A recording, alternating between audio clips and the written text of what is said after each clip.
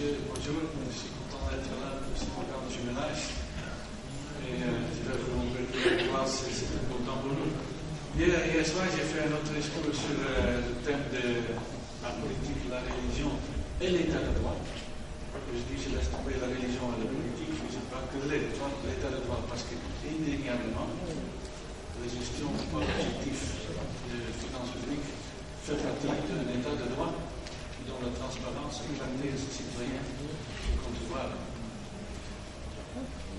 Ici, on a donc notre lancement d'un jumelage, les EBIO. Vous connaissez maintenant l'acronyme. C'est le premier d'une longue série, parce que cette année-ci, on va même conclure une vingtaine de jumelages avant la fin de l'année. C'était vraiment une accélération très forte, malgré des conditions, on dirait peut-être plus difficiles cette année-ci. Pas parce qu'on n'était pas content avec la démocratie et la révolution, mais parce que aussi les services ont pu s'adapter à cette situation. Un grand succès. Ce qui montre qu'effectivement, ces jumelages, ces genres d'approche de coopération qui mènent nos administrations européennes avec l'administration tunisienne fait partie justement de cette transition démocratique, transition aussi de gestion publique. Le séminaire marque un aboutissement d'une longue coopération entre les délégations et les ministères impliqués dans une première phase, que Madame Amélie nous a mentionné, parce que ça a déjà débuté il y a 5 ans. Donc là, il y a aussi une continuation, une bonne continuation. Les conditions pour le succès aujourd'hui sont beaucoup plus élevées, heureusement. Durant cette période, les avancées significatives ont été accomplies. Par exemple, très important dans ce contexte, la définition des cadres de dépenses à moyen terme.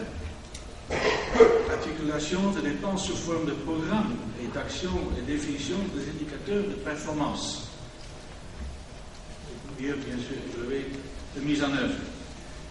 Avec ce jumelage où on entre dans une phase d'approfondissement et accélération de la réforme qui devrait se traduire par des changements profonds au niveau législatif, réglementaire, institutionnel, technique et en termes d'organisation de travail. Et c'est pas la moindre des choses. L'ambition des actions que vous vous êtes accordées à réaliser dans les prochains 36 mois devrait en effet permettre un saut qualitatif sans précédent en termes de gestion de finances publiques, mais également en termes de management de l'administration. Au vu de la portée des changements induits, il convient peut-être avant d'aborder les détails de la réforme et se demander pourquoi les changements qu'impliquent les réformes GLO sont-ils absolument nécessaires et pourquoi sont-ils nécessaires aujourd'hui? Justement dans cette période marquée par une multiplicité des changements de demandes adressées aux services de l'État, qui sont plus seulement techniques, comme c'était peut-être encore le cas il y a un an. 4 bénéfices, je vais vous mentionner, et pas mal ont été déjà mentionnés, adressés par Mme Menini aussi, mais je voulais quand même les reformuler ici, parce qu'ils sont justement cruciaux pour notre coopération, notre objectif de coopération avec la Tunisie. D'abord, une adoption de normes et de pratiques modernes qui soient en phase avec les meilleures pratiques internationales. L'adoption de nouvelles règles et mesures de gestion de finances publiques est une tendance lourde qui affecte tous les pays. Elle répond à des pressions internes aux administrations, simplification, parfois c'est même une menace de tous ceux qui travaillent dans l'administration publique. On sait ce que ça veut dire parfois quand on annonce une simplification. C'est un alourdissement de procédure très souvent, de toute façon chez nous. Mais la transparence et benchmarking, et ça ce ne sont pas des blagues. Mais également il y a des pressions externes qui, ces dernières semaines, notamment en Europe, ont été parfois attendues avec une certaine angoisse. Les investisseurs, les agences de notation et les fonds souverains. La crise de dette souveraine souligne cet aspect pour ce qui concerne la comptabilisation de passifs des entités publiques. Et je vais vous dire encore, c'est presque la première page de Financial Times de tous les jours et aussi de tous les autres journaux internationaux. L'adoption et l'adaptation de normes comptables internationales par les systèmes de gestion publique procèdent de la même logique.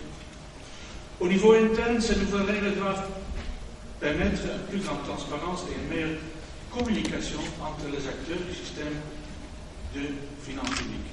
Ça aussi un élément qui, je dirais, dans les conditions du passé, avant la révolution, était beaucoup moins évidente qu'aujourd'hui. Et je pense que là aussi, nous sommes dans une phase qui va permettre la véritable valeur d'une telle approche cette communication entre acteurs. Deuxième bénéfice, une gouvernance renforcée de la gestion de finances publiques. On a déjà entendu pas mal, il y a les instruments de mesure de performance, dialogue sur le moyen d'améliorer dans les différentes dimensions. Ça va changer la gouvernance d'une manière que les administrations vont se détacher aussi de leurs responsabilités. Là, par exemple, j'ai mentionné ce matin qu'on a aussi un jumelage avec la Cour des comptes et il rentre totalement dans la même logique en fait. Donc se décharger des responsabilités, on a fait ça dans un poste institutionnel du pays qui à la fin sera au bénéfice du citoyen. La meilleure gouvernance, notamment en ce qui concerne la répartition de rôle dans la formulation et mise en œuvre des politiques publiques, les citoyens, la société civile, l'administration, les décideurs politiques, tous ceux ont une meilleure vision et quelque part accès à ce qu'on fait avec la finance publique. Donc ça va être une condition fondamentale du succès en fait de cette transition démocratique.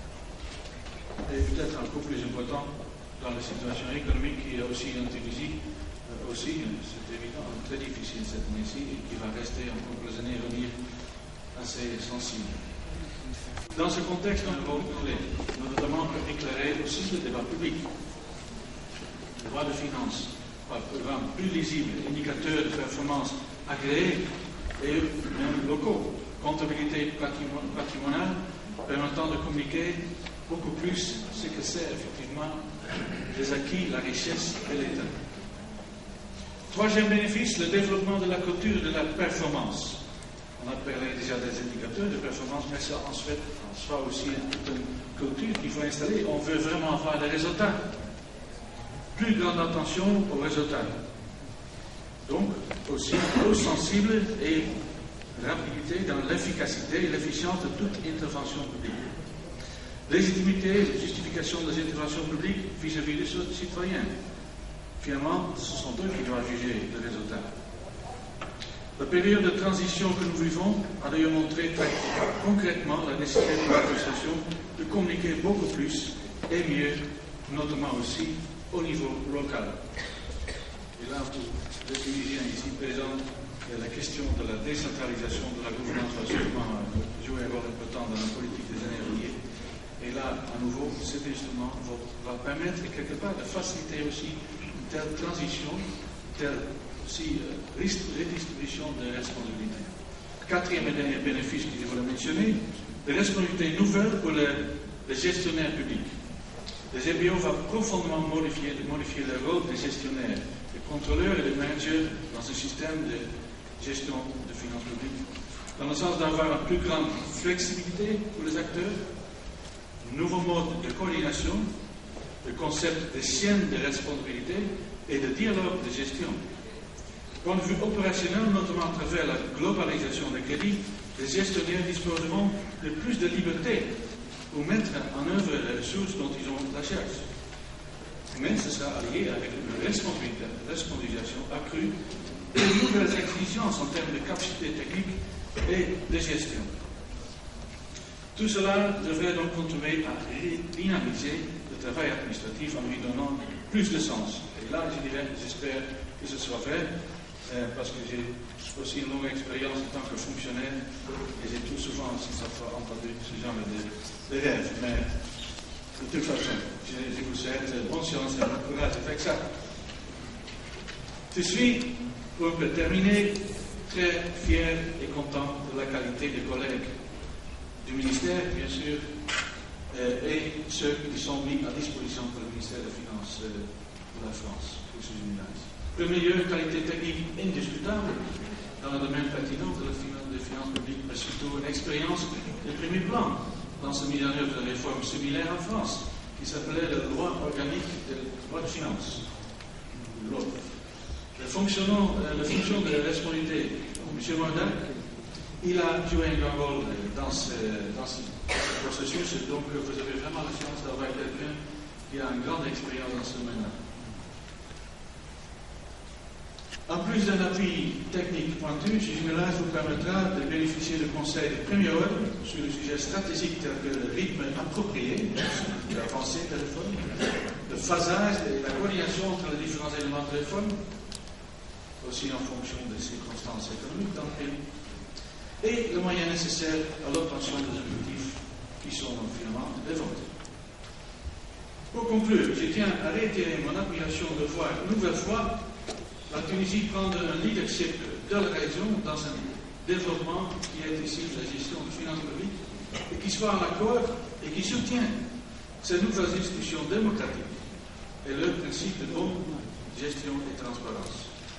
Et donc, en tant que représentant de l'Union européenne, j'en suis très fier pour y contribuer. Merci beaucoup pour votre attention.